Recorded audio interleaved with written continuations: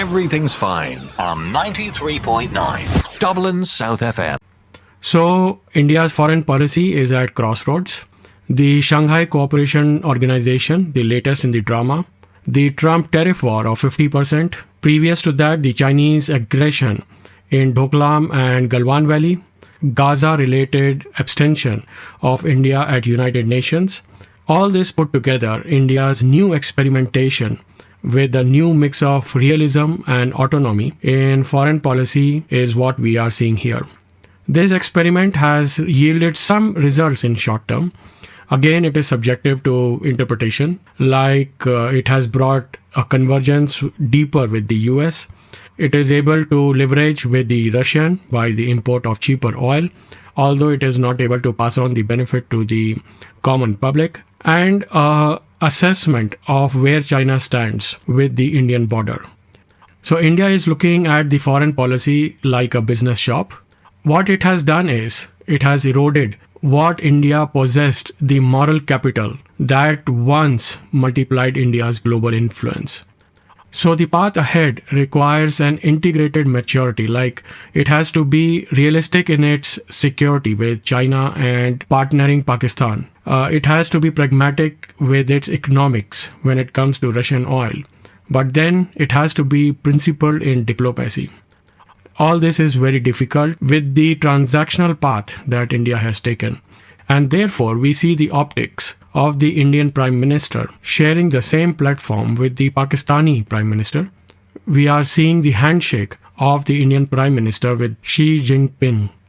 Overall, the stakes are immense. Economically, India's industrial rise depends on how smartly it navigates through the tariff wars, and it is able to define, realign the supply chain. But then, more importantly, Operation Sindhu's experience, we have seen that the national security of India actually hinges on how China is behaving and how India is able to manage Pakistan without losing escalation control. With all this, morally, it is a global role in continuation that India has to play as a peacemaker. But today, we are losing that ground. We are losing the role of international peacemaker. Foreign policy is not merely the projection of India's interest abroad.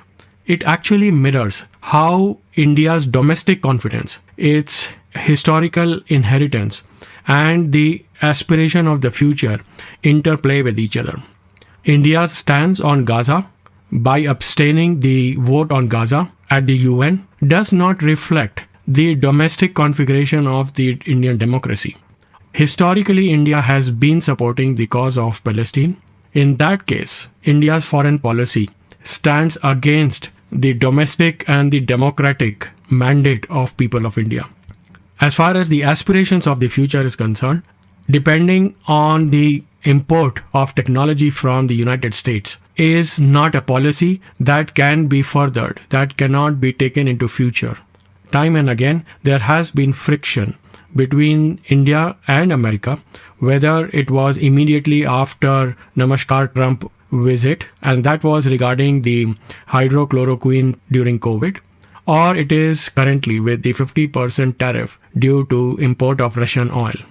US cannot be trusted as a long-term economic partner. You never know when the switch will turn off.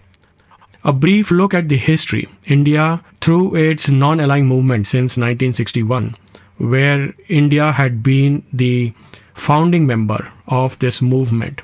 It was a moral voice in global affairs, and also it was a peacekeeper trusted by the adversaries. Cut to 2025. Today, the foreign policy is very transactional. It is taking a hard-nosed realism, and it is looking for multi-alignment, sharing stage with the Chinese premier, with the Pakistani prime minister, with the Turkish president, and all those who have played a negative role in Operation Sindoor.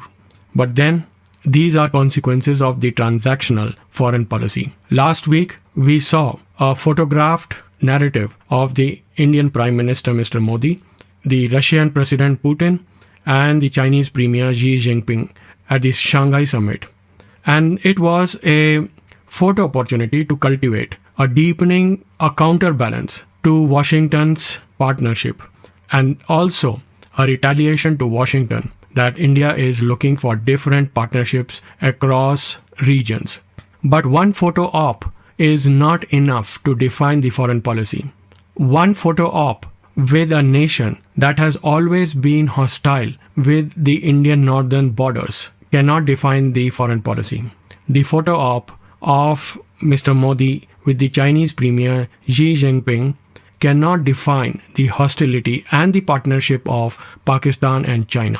So my point is, Indian foreign policy is fluid. There are no solid results.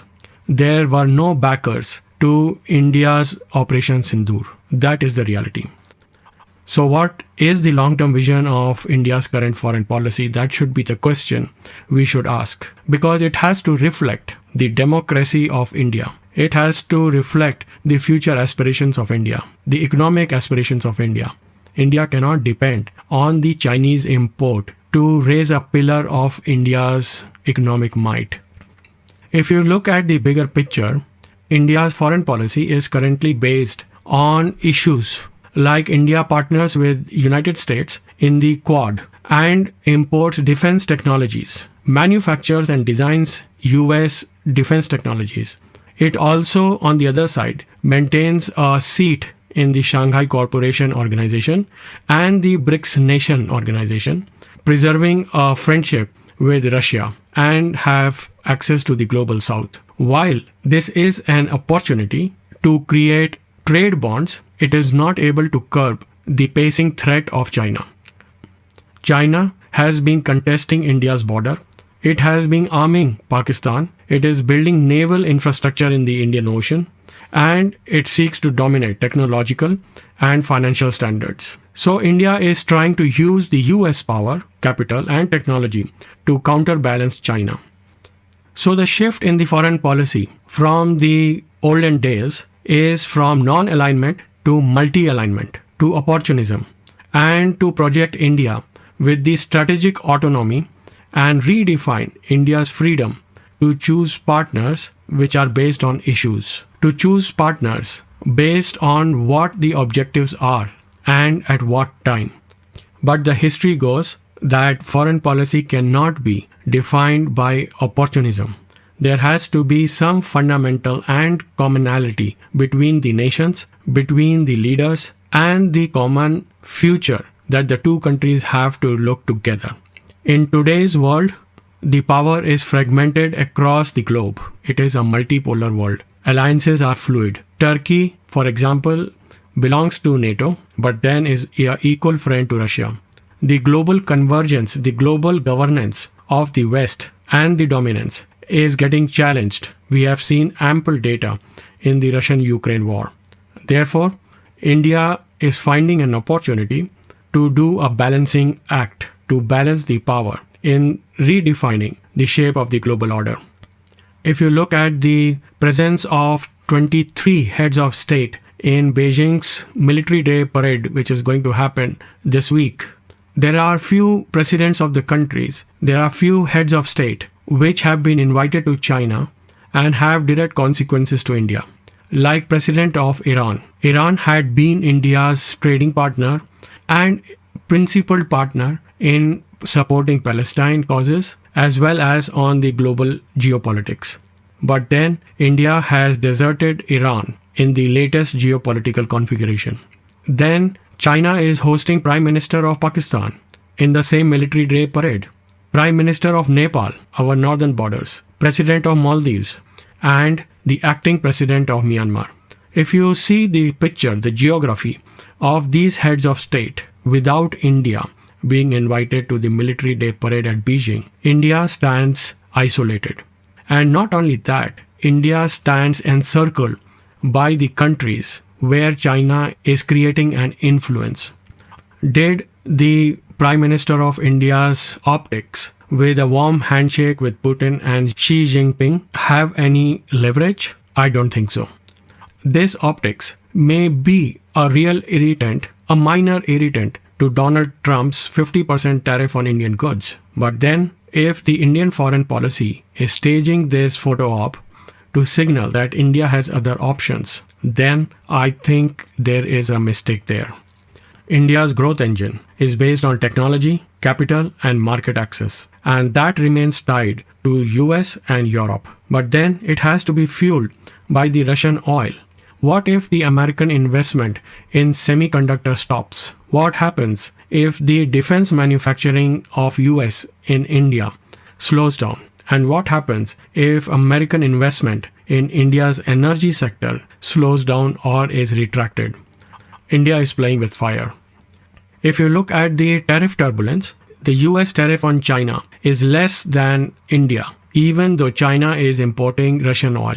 So the reasoning of the Trump administration that India gets a 50% tariff because it is importing Russian oil is flawed. Discounted Russian oil will certainly stabilize Indian oil dependency, but then how much the discount is, it is not being passed on to the Indian public. And therefore, the energy cushion that the Russian cheap oil is providing is only helping the Ambani refinery. And if India is trying to create a China plus one opportunity by diversifying its supply chain, then it has a long way to go, because this transition requires deep industrial policy and a sustained capital flow. As you know, India's industrial policy again is in a state of flux. Whether we are talking about Made in India or Atmanirbhar Bharat, self-sufficiency or Make in India, the industrial policy is not clear. So India is on crossroad. It has to grow again into a moral stretcher, but then also have to shift towards ground of realism. It has to retain hard power in dealing with China and Pakistan, but then somehow has to balance without trusting the United States for capital and technology, but then continue to be friends with the long-term and trusted partners like Russia. Even though Russia on its own and economically may not be as strong as the United States, India has to rebuild a credible moral grammar on global issues like Palestine, like climate change, like humanitarian crisis, like diversity.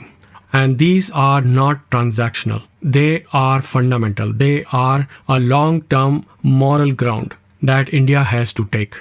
In the end, I would say that there has to be a measure of maturity in not just surviving this poly-crisis, but shaping the outcome of India's future. India today is strong enough, but just not enough to stay strong and face the partnership of China and Pakistan together. It is not strong enough to deter the capital from United States. And it is not strong enough to just depend on the Russian oil. It's a long way to go in the foreign policy because India has muddied the water of alignment of its moral take on global issues. The world expects no less from India. The geopolitics of today is uncertain. The future aspirations of Indian foreign policy is uncertain. With those thoughts and the geopolitical drama that is going on in China and in our neighborhood, of course in Washington, I leave you until next week. Stay safe, stay strong, and dutifully ask questions. Bye for now.